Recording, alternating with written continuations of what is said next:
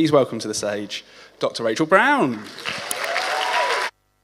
Well, I'm going to talk today just a bit about psychiatric medications and the impact that these can have on metabolic health.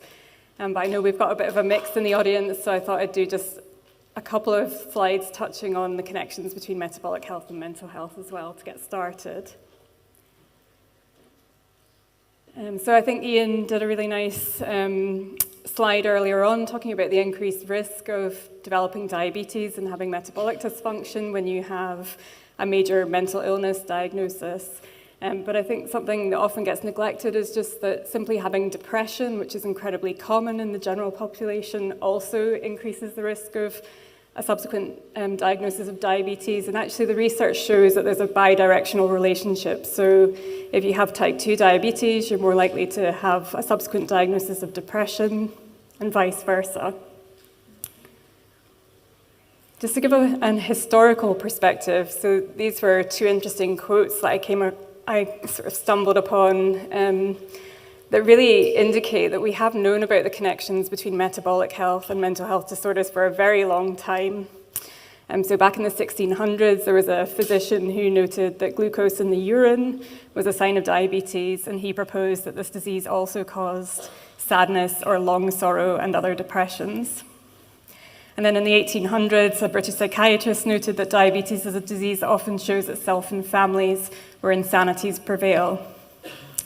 I've been working in the field of psychiatry for 20 years now, and at no point in time, at any point during my training, studying for exams, sitting Royal College membership exams, was I ever taught about the connections between metabolic health and mental health.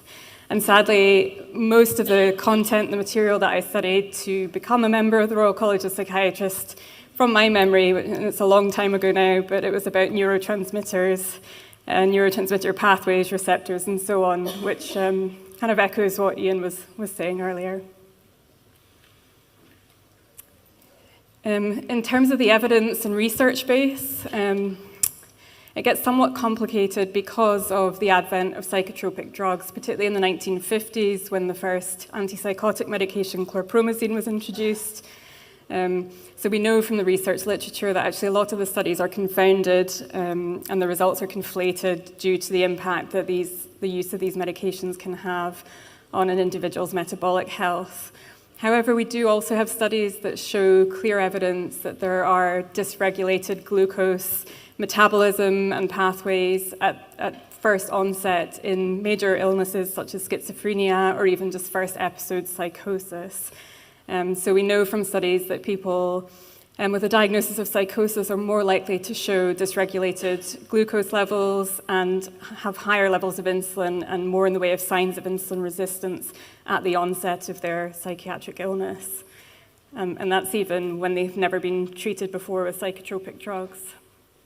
I don't know how well it comes out for you on the slide, but the bar chart on the left-hand side I lifted from a study, and it was really nice because it categorized people into different psychiatric diagnoses and then charted their glucose level, and then a 2-hour postprandial after a glucose load, what happened to their glucose level. And the first bar chart is psychosis, I think mania, and then depression, and then there's a control group, which is healthy volunteers, and then the right-hand side is adjustment disorder, which is really just when somebody goes through a life stressor and they decompensate somewhat, but they wouldn't necessarily meet a diagnostic threshold for depression,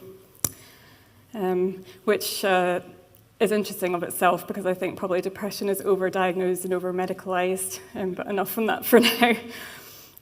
We have research in treatment-naive populations, so people who've never been given an antipsychotic drug or any other psychotropic drug, showing that there are metabolic abnormalities at the onset of first illness, including in bipolar disorder, and non-affective psychosis just means psychosis without any clear mood component. But we also have evidence of dysregulated glucose levels in cohorts with depression. I wanted to come on now to just focus on the antipsychotic drugs, first of all, but then subsequently move on to antidepressants. Now, I don't want you to worry too much about the drug names because they may not be familiar to many people here, although I'm sure some of you will be familiar with one or two. But largely speaking, we have an old-style type of antipsychotic called first generations. That's drugs like haloperidol, chlorpromazine, and they've generally fallen out of favor of use over the years due to the burden of side effects that these drugs cause. It tends to be Parkinsonian-type symptoms, so people end up rigid or with tremor, and can become quite markedly impaired as a result of those side effects, which all relates back to oxidative stress in the body. And then we have second-generation antipsychotics, which are the more modern ones, and these are very commonly used these days. So olanzapine, quetiapine. Clozapine is a drug that's used in treatment-resistant schizophrenia, so you can only have that medication if you've failed adequate trials of 2 other antipsychotics, and they haven't improved your mental health enough, so you can then be put on clozapine, which is actually the absolute worst antipsychotic that we have in terms of metabolic health and the impact it has on it. However, there's some evidence that it can help schizophrenia and psychotic symptoms when other medications have maybe failed. Slightly concerningly, this is just a quote from a research study that was actually done in children and adolescents who'd be given antipsychotics. And the study clearly noted that the antipsychotics were associated with early adverse changes in glucose metabolism. You can see just from the figures there that there were differing effects according to what medication someone was given. So olanzapine and clozapine are the 2 worst antipsychotics in terms of weight gain and metabolic side effects generally. And you can see that corresponds with that research there showing that they cause a higher increase in blood glucose level. However, aripiprazole at the bottom of the slide, oh no, sorry, I've pressed the wrong thing. Which one is it? Oh no, okay, got the pointer.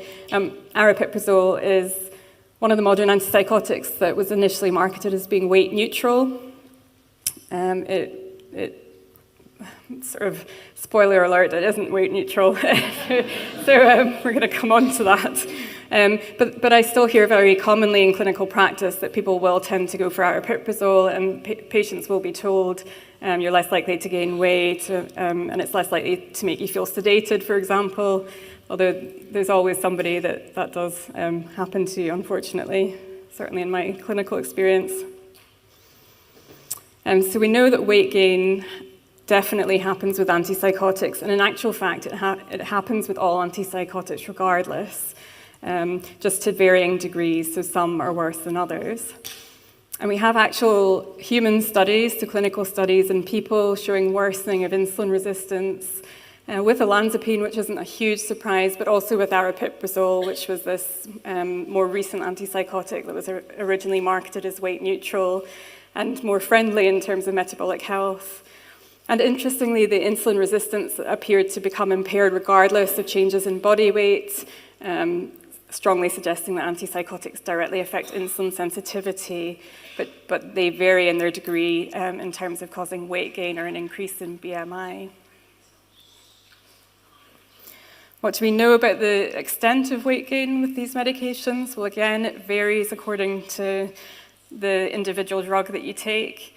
You can see on the left slide that olanzapine subjects were more likely to gain 0.68 kilos, and that's a month, 0.68 kilos per month, and these people were followed up for a year in total when compared to somebody not taking the drug. And obviously risperidone and haloperidol are a bit less likely to cause weight gain, but do still cause it. We have a meta-analysis of first episode psychosis, and in relation to treatment and weight gain experienced, and a meta-analysis is just a sum of lots of smaller studies that have been analysed with the results pooled together. Medics tend to love meta-analyses, and anyway, this showed that the average weight gain was over 3 kilos or 1.4 BMI points within 3 months of antipsychotic use. And actually, by the time the participants got to 1 year, they gained over 5 kilos and almost closing in on 2 BMI points after 1 year. And I think the spoiler alert here is that weight gain doesn't just stop after 1 year, just because we stop studying it at that point. In fact, some research has found that weight gain with olanzapine was even higher in terms of the rate of weight gain after 38 weeks than it was in the first few months. And typically in clinical practice, I think people tend to be told that they might gain weight in the beginning, but then it might not continue to be an issue. And I think that just factually is incorrect.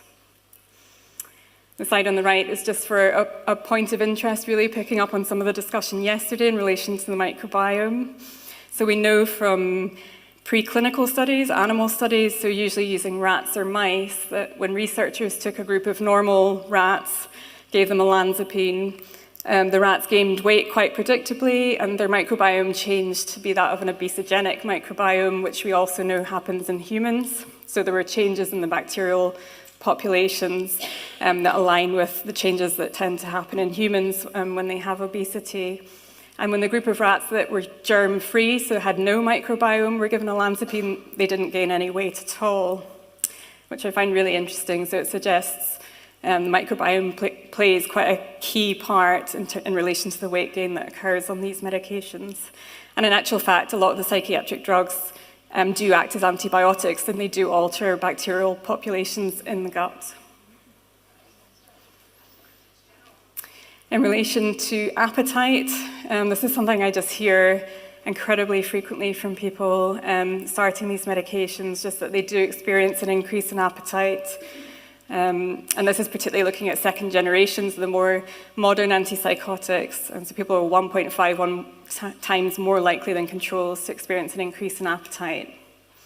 But we actually have 51 studies in a meta-analysis showing that quite a number of different antipsychotics increase appetite, including drugs such as aripiprazole, which have always been said to be more weight neutral.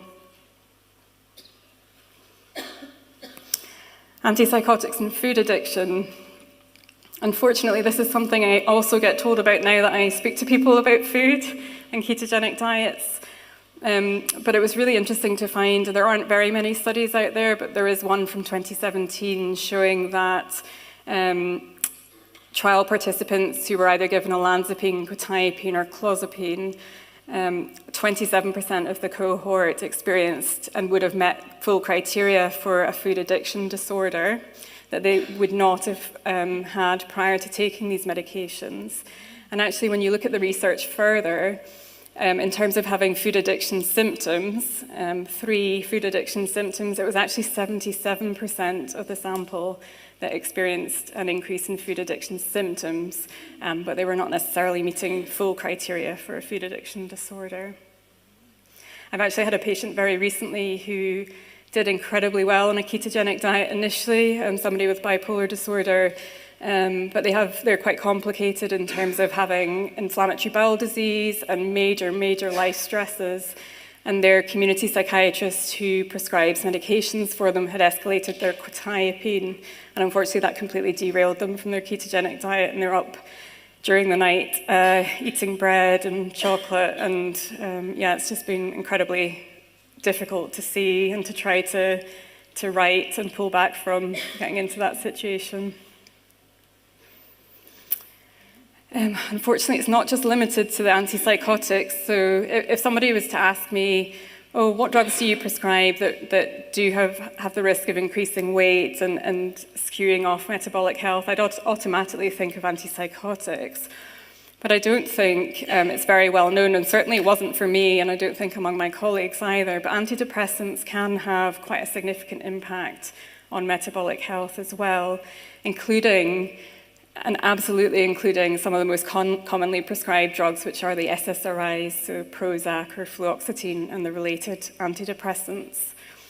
So quite often during a depressive episode, someone would experience weight loss just as a result of a reduction in appetite in the context of being depressed.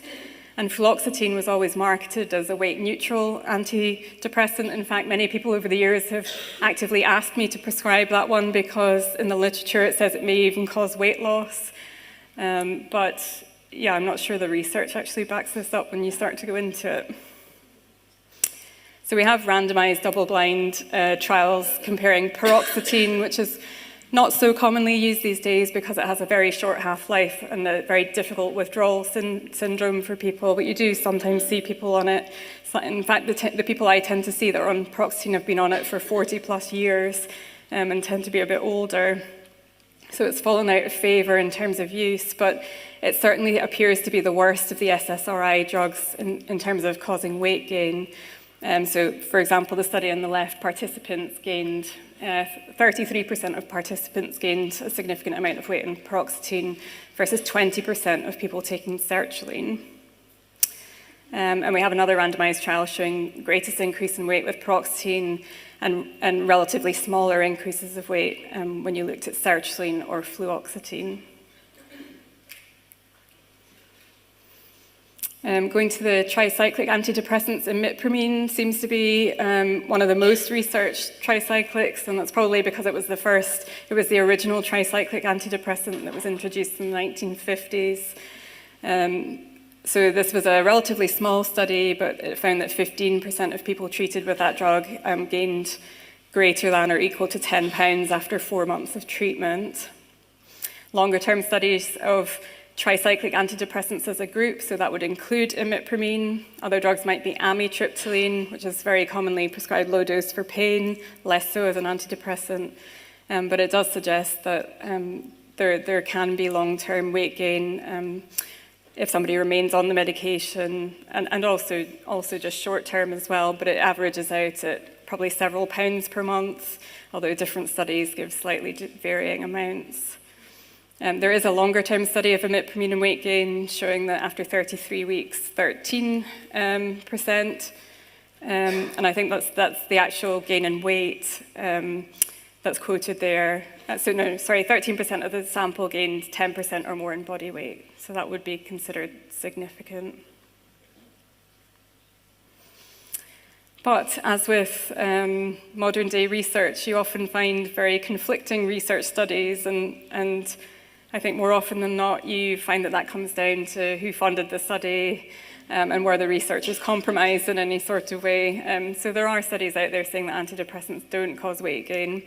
However, we do have an observational study that has a very large population of people who were studied, so 160,000 people with depression treated with antidepressants long term.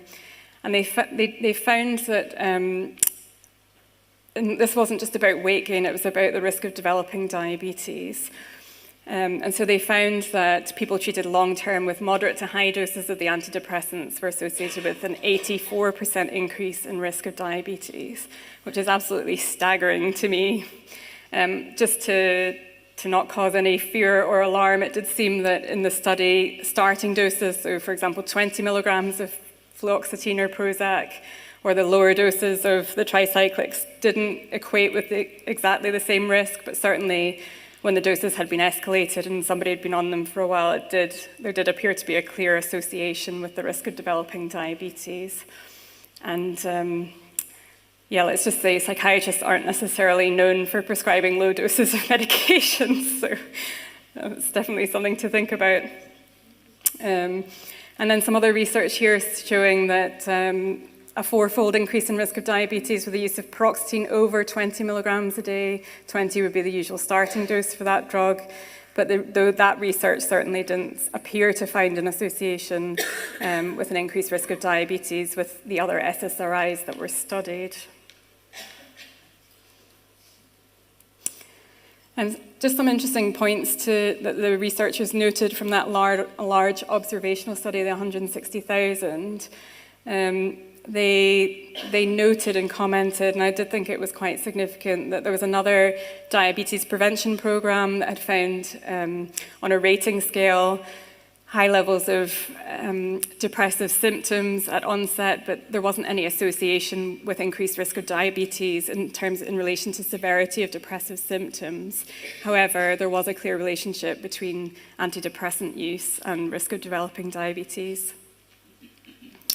And so there do seem to be different mechanisms. I tend to think it's a shame, and it's been touched on this morning, that psychiatry has developed and almost in a silo in terms of just considering the brain and not considering any other aspects of the body, because the body is absolutely completely connected. All bodily systems interact. And so aside from the gut microbiome, there are some other mechanisms at play that can increase the risk of weight gain, and some of that relates to histamine receptors or one of the serotonin receptors, so 5-HT2C receptors.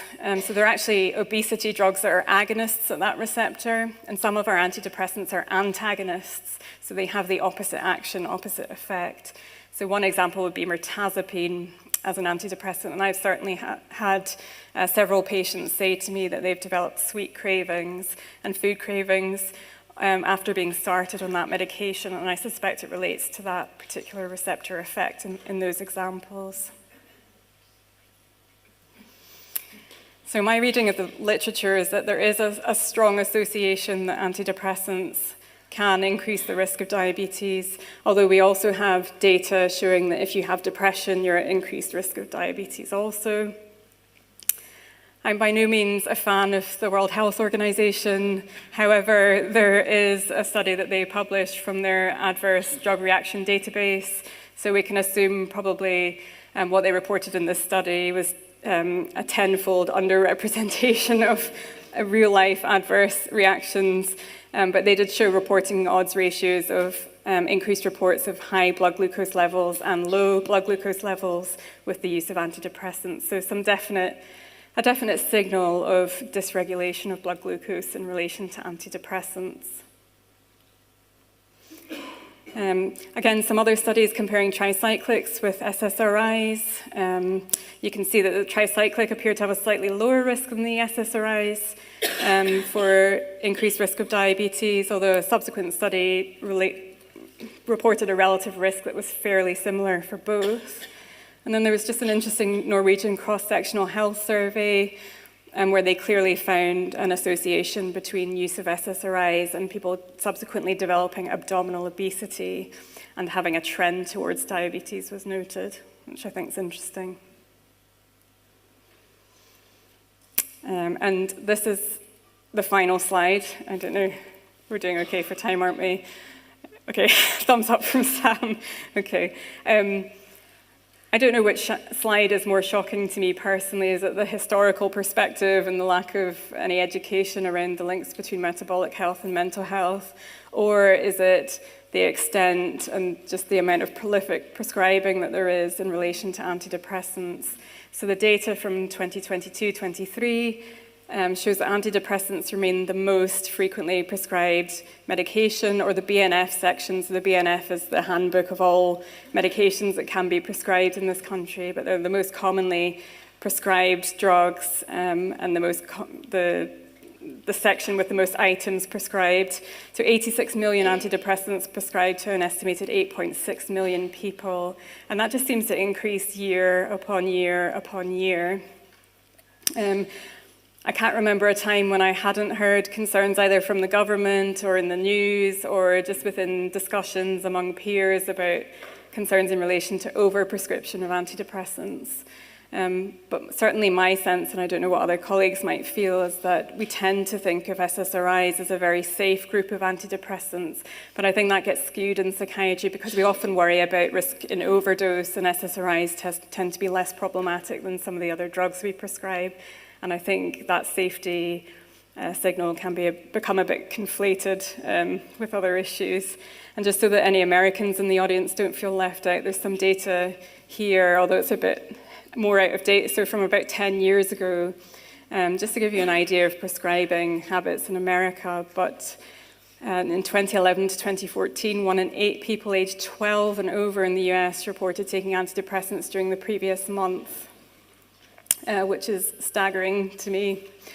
In fact, I didn't know whether to mention or not, but I had a patient last week who gave a very clear description of developing homicidal thoughts on an SSRI that subsequently resolved after they discontinued the medication. And they'd also been prescribed lamotrigine and developed quite significant anger control issues, and have just very, very recently come off that drug with some early indications of improvement, having stopped it. So these are serious medications that shouldn't be underestimated in terms of their impact on the body. So take-home message, overprescribing is a concern, but from my personal perspective, but also what I've seen in patients clinically, and we might be able to discuss that more in the panel, just metabolic health and mental health are inseparable. So thank you.